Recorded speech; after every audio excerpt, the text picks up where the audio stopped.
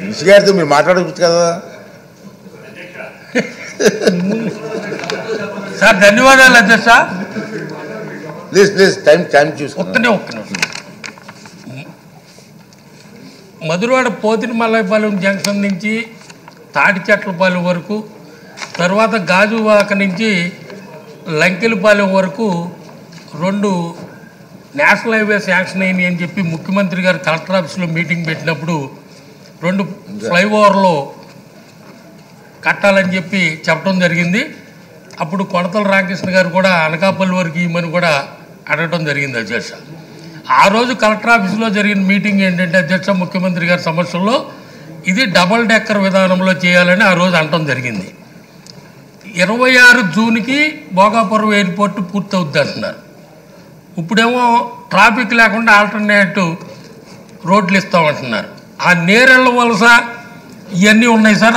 ఆ మాస్టర్ ప్లాన్లు కూడా అవకతవకలు ఉన్నాయి. మన ప్రభుత్వం వచ్చిన వెంటనే మాస్టర్ ప్లాన్ రివిజన్ కూడా చేయాలని చెప్పడం జరిగింది అధ్యక్ష. ఎందుకంటే పోర్ట్ రోడ్ నుంచి అప్పుగారి వరకు మాస్టర్ ప్లాన్ 40 మీటర్లు ఉంది అధ్యక్ష.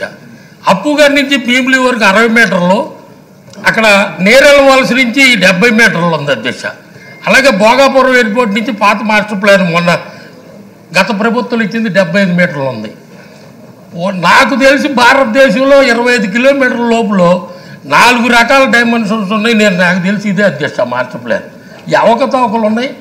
ఆ నేరెళ్ళ వలసలో మాజీ రాజ్యసభ సభ్యులు ఒక 100 ఎకరాలు భూ కబ్జా చేయడం వల్ల అక్కడ 220 అడుగులు రోడ్డు నిర్మాణం చేయడం ప్లాన్లో పెడతాం జరిగింది అధ్యక్ష.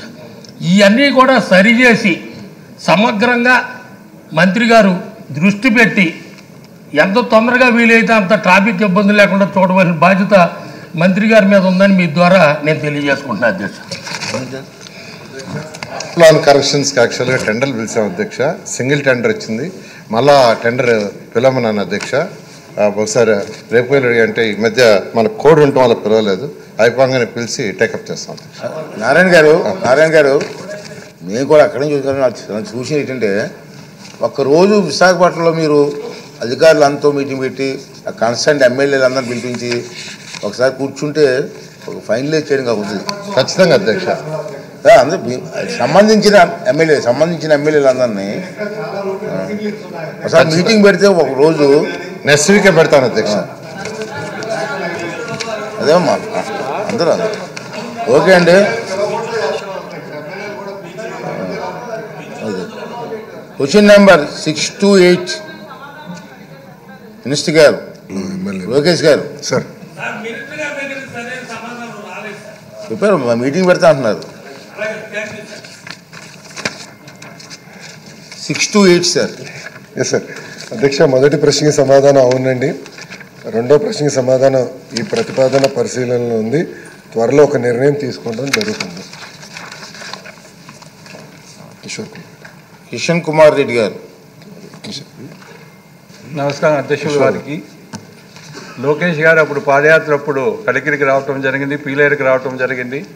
కిరణ్ కుమార్ రెడ్డి గారు ముఖ్యమంత్రి ఉండేటప్పుడు 650 కోట్లతో జేఎన్టీయూ ఇంజనీరింగ్ కాలేజ్ కలికిలో కట్టడం జరిగింది. తర్వాత గవర్నమెంట్ మారినా కూడా చంద్రబాబు గారు ముఖ్యమంత్రి 2014 అయినాక కూడా జగన్మోహన్ లాగా అనుకోని ఉంటే ఆ కాలేజ్ కంప్లీట్ అయ్యిండదు. ముఖ్యంగా అప్పుడు చంద్రబాబు నాయుడు గారు, అప్పుడు పివి రమేష్ గారు, అజయ్ కల్లం గారు,